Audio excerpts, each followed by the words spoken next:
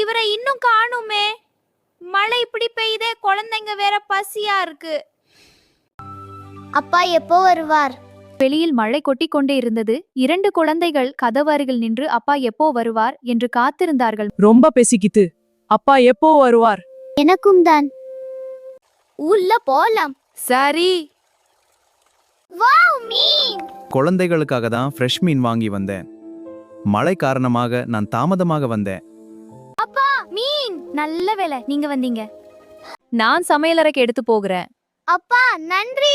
சூடான எண்ணெய், மசாலா வாசனை பரவியது. மிளகாய், பூண்டு, இஞ்சி சேர்ந்து மீன் குழம்பு கொதிக்குது. அம்மா, ரொம்ப பசிக்குது, சீக்கிரம். இதோ கொஞ்சம் பொறுங்கோ, இப்போ தயாராகுது.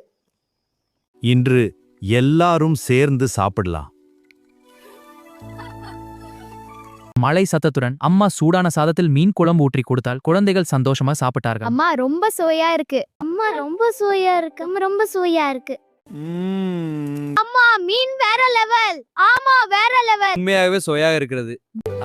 காட்டு ஆ ஆ காட்டு. காட்டு காட்டு காட்டு.